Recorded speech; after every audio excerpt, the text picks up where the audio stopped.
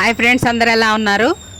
Episode చూశారు కదా, boring ఎపిసోడే కానీ మొత్తం మన మాస్క్ మ్యానే.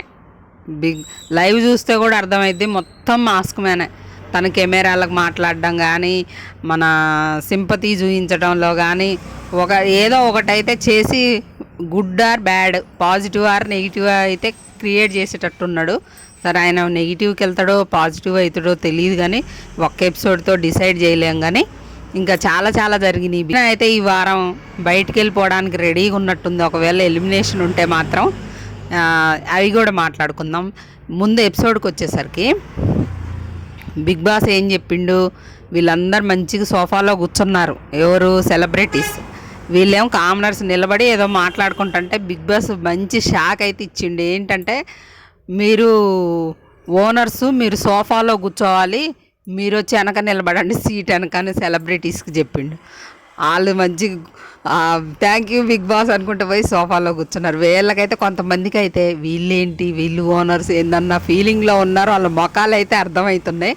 అప్పుడే సంజన ఏదో ఎత్తపోయింది, ఇక్కడ ఓనర్సు కామనర్సు సెలబ్రిటీస్ అని ఏం లేదు, అందరూ సమానం, అది ఇదని ఏదో చెప్పబోయేసరికి బిగ్ బాస్ మంచి షాక్ ఇచ్చి మీకు అర్థం కావట్లేదా అనే మాట కూడా వాడేసిండు బిగ్ బాస్. లైవ్లో చాలా వరకు ఎపిసోడ్లు ఎత్తేస్తాడు, లైవ్లో చూస్తే అర్థమైద్ది. ఆ తర్వాత వాళ్ళు వర్క్స్ ఎవరెవరికి ఏం అప్పచెప్పినాం. ఈ సంజన ఫస్ట్ అయితేనేమో ఎవరు చెయ్యెత్తుతున్నారో వాళ్ళకి పని అప్పచెప్పట్లేదు అనుకుందో ఏమో. నేను వంట చేస్తా, ఎవరు వంట చేస్తారు అనగానే చెయ్యెత్తింది. ఆ తర్వాత నుండి మొదలుపెట్టింది ఏంటంటే, నాకు హాట్ వాటర్ చేయడం, టిఫిన్ చేయడం ఒకటే వచ్చు, ఇంకా హాట్ వాటర్ కావాలా మీకు, బ్రెడ్ కావాలా అని అడుగుతుంది. నాకైతే వంట చేయడం రాదు, అసలు ఒక్కొక్క స్పూన్ కూడా యువతలున్న స్పూన్ అవతల పెట్టడం కూడా తెలియదని మొదలుపెట్టింది. వాళ్ళు భయపడ్డరు, ఈ తెలియని ఆమెకు ఫుడ్ చెప్తే ఏం చేసిద్దో ఏంటో అని భయపడతారు కదా, ఎట్లా తినాలో ఏంటో అని. ఇంకా అప్పటి నుండి మొదలుపెట్టి హాట్ వాటర్ కావాలా, హాట్ వాటర్ కావాలా.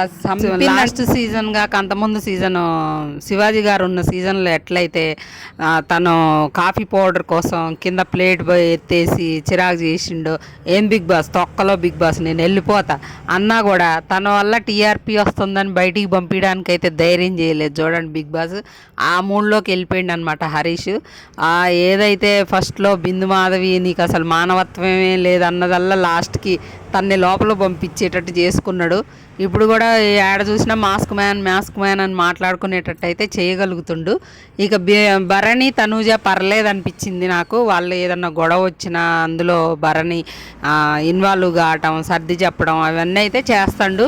అయితే ఇక వీళ్ళకి ఒకవేళ మీ డెసిషన్ మార్చుకుంటారా, లేదంటే అదే పనులు వాళ్ళకే అప్పచెప్తారా, బ్యాడ్జెస్ పెట్టండి అంటే, ఇక ఫస్ట్ అమ్మాయి మన డిమాన్ పవన్ అయితే ఆ అమ్మాయికే అప్పచెప్పిండు రీతు చౌదరికి గిన్నెలు కడగడం. కానీ ఎవరు తిన్న ప్లేట్లో వాళ్ళు కడుక్కోండి అని, మీద వంట గిన్నెలు అయితే ఆమె కడిగిద్దని చెప్పిండు. నెక్స్ట్ మన మాస్క్ మ్యాన్ వచ్చిండు. ఇమాన్యుయల్ ఒక్కడే చేయలేకపోతాడు, అదంతా ఎక్కువ ఉంది కాబట్టి ఫ్లోరు క్లీనింగు అది రాదులే అబ్బా. అది బిగ్ బాస్ మనం బండల మీద ఊడ్చినట్టు కూడా ఉండదు. అక్కడ మ్యాట్లో నుండి తీయాలంటే చాలా కష్టం, అంత పెద్ద హౌస్ క్లీన్ చేయాలంటే అని మానవత్వంగా ఆలోచించి ఆ సృష్టికేను తనకి షేర్ చేసిండు. మధ్య మధ్యలో సృష్టి ఆయాస పడుతుంది, ఎండలో ఇబ్బంది పడుతున్నారు పాపం, వాళ్ళు చెమటలు గారిందాక క్లీన్ చేశారు. ఆ మధ్యలో ఈ తను పోయి హరీష్ నేనోడవనా అని కొంచెం సపోర్ట్ చేసుకుంటూ ఇది చేసిండు. తర్వాత వాళ్ళిద్దరికైతే అప్పచెప్పిండు. ఆ తర్వాత మన శ్రీజ వచ్చి బట్టల క్లీనింగ్ అబ్బాయి రాము ఒక్కడే ఉండే. లేడీస్ బట్టలు మాత్రం ఈ అమ్మాయి సంజన, ఆమె ఇప్పుడు వంట చేసే పని లేదు కదా, ఖాళీగా ఉంటుంది కాబట్టి ఆమెకు అప్పచెప్తా అని ఆమెకి ఇచ్చేశారు. నిజంగా తనైతే ఇప్పుడు చూసినా ఆ సంజన ఎందుకు వచ్చిందో హౌస్కి అర్థం కావట్లేదు. ఆశ శైని అన్న తన ఏజ్ పెద్దదైనా కూడా తనకు ఇచ్చిన వర్క్నైతే వేరే వాళ్ళు అబ్బాయి మన పవన్, ఆర్మీ పవన్ ఇచ్చాడు కదా ఆమెకి, అదే వర్క్ కంటిన్యూ చేసిండు ఆమెతోని.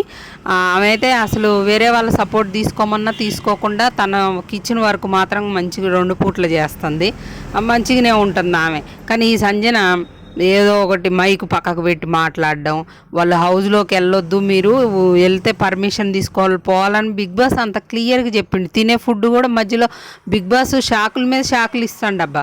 ఫుడ్ మాత్రం మంచిగా తింటున్నారు వీళ్ళు కూర్చొని లోపలికి వచ్చి. మీకు ఒకసారి చెప్తే అర్థం కాదా, ఓనర్స్ అని చెప్పగానే తినే ఫుడ్ కూడా ఆడబెట్టమన్నాడు.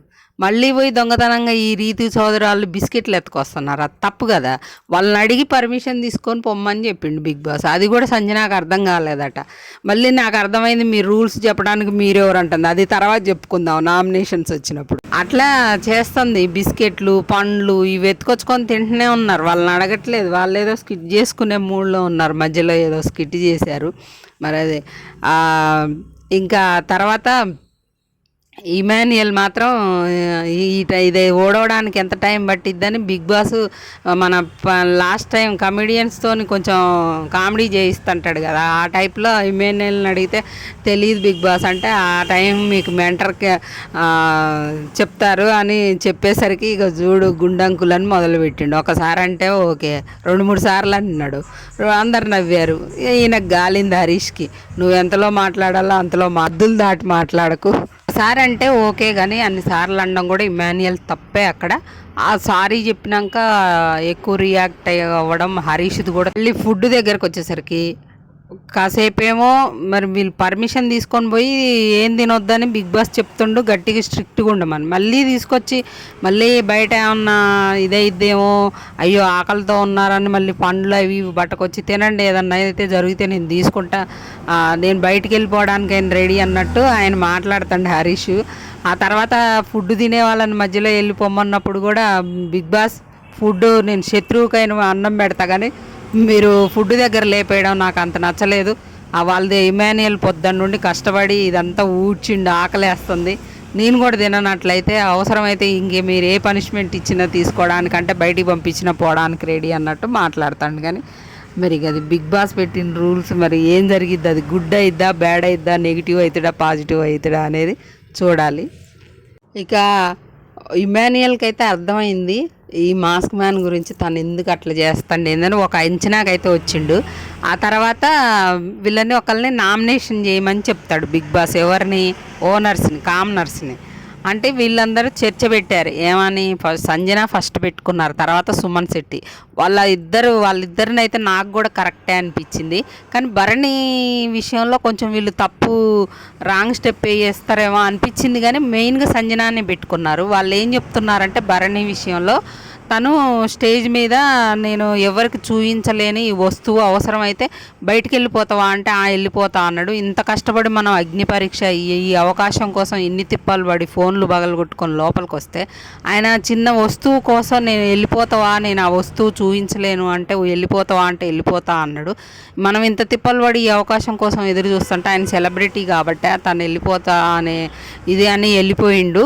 మళ్ళీ లోపలికి వచ్చాక అందరికి చూపించిండు కదా అనే మాట వాళ్ళు మాట్లాడుతున్నారు. అది కూడా ఒక పాయింట్లో కరెక్టే అనిపించింది. ఇంకో పాయింట్లో చూస్తే అనవసరంగా ఆయన జోలికి పోతున్నారేమో అని మళ్ళీ అనిపించింది. వాళ్ళకి అనిపించింది, వాళ్ళు అనుకున్నారనమాట. ఇక సంజన విషయంలో అయితే నేను చెప్పే చూడండి, ఫుడ్ విషయం కానీ ఆమె రూల్స్ బ్రేక్ చేసే విషయం కానీ అన్నీ పర్ఫెక్ట్గా చెప్పారు. సుమన్ శెట్టి కూడా తను అసలు ఎక్కడా కూడా కనిపించట్లే, ఒక మూలను కూర్చుంటాడు, ఒక పనుల్లో ఏదో ఫ్లోర్ క్లీనింగ్లో ఇన్వాల్వ్ అయ్యి కూడా కాసేపు కూడా చేయలేకపోయిండు. అసలు ఏమీ లేదనమాట. వాళ్ళు పోయి మాట్లాడితే తప్ప ఆయనంతా ఆయన అసలు మాట్లాడదాం ఇది చేద్దాం ఏదో ఒక హైలైట్ అయిదామని అయితే ఏం చూడట్లే, ఒక మూలకు కూర్చుంటాడు. అది కూడా కరెక్టే అనిపించింది. మరి అట్లా ఉన్న వాళ్ళని వాళ్ళు నామినేషన్ చేయాలంటే రీజన్స్ ఎత్తుక్కోవాలి కదా, ఏదో ఒక అయితే చెప్తారు, కంపల్సరీ చెప్తారు. ఇప్పుడు వీళ్ళని చేయమన్నా వీళ్ళల్లో ఒకళ్ళని ఎంచుకోమన్నా వాళ్ళు కూడా ఏదో ఒక రీజన్స్ చెప్తారు. ఫస్ట్ వీక్ ఏముంటాయి అవే ఉంటాయి కదా, పెద్దగా ఏమి ఉండవు. అలా అయితే సంజనాకి చెప్పారు. సంజన ఏమంటది, నాకు అర్థం కాలేదు, బిగ్ బాస్ చెప్పిండు కదా క్లియర్గా మీరు ఈ ఇంట్లోకి రావడానికి లేదు, ఓనర్స్ వాళ్ళు మీరు వచ్చిన పర్మిషన్ తీసుకొని రావాలని చెప్పిండ్రంటే నాకు అర్థం కాలేదు అన్నది. అందుకే అండి మీకు రూల్స్ అర్థం కావట్లే, మీకు ఏం అర్థం కావట్లేదనే మిమ్మల్ని నామినేట్ చేస్తాను అంటే మీరెవరు చెప్పడానికి? రూల్స్ అర్థం కావట్లేదనే మాట మీరు మాట్లాడొద్దు, నాకు అన్నీ అర్థమవుతున్నాయి అని మళ్ళీ మాట్లాడుతుంది. ఆమె మాటలను ఆమె అసలు డిఫరెంట్గా మాట్లాడుతుంది అవకాశం వచ్చిన కాడ. నాకు కూడా ఆమె కరెక్ట్గా ఇది లేదని అనిపించింది.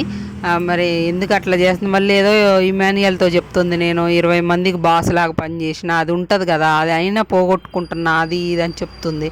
కానీ బిగ్ బాస్కి వచ్చాక అవన్నీ కుదరవు. ఏ రీజన్స్ ఉంటే ఎవరైనా నామినేట్ చేస్తారు, అది ఎవరినైనా ఏమైనా ఇంకెవరైనా. అట్లా ఆమెనైతే నామినేట్ చేశారు. మరి ఒక్కళ్ళనే చూపించారు రాత్రి లైవ్లో ఒకళ్ళని నామినేట్ చేయడం. కానీ రేపు నామినేషన్స్ ఏంటంటే ఒక జాలీ లాగా ఉంటుంది, మధ్యలో హ్యామర్ పెడతారు. మన బెల్లో మరి సైరన్ ఏదో మోగినప్పుడు ఉరుక్కుంటూ వెళ్ళి హ్యామర్ని పట్టుకున్న వాళ్ళు నామినేట్ చేయాలన్నమాట. అది రీతు చౌదరికి అయితే కింద పడి గాయమైంది. ఆ కాసేపు అది ఆపేసి మళ్ళీ స్టార్ట్ చేశారని తెలుస్తుంది.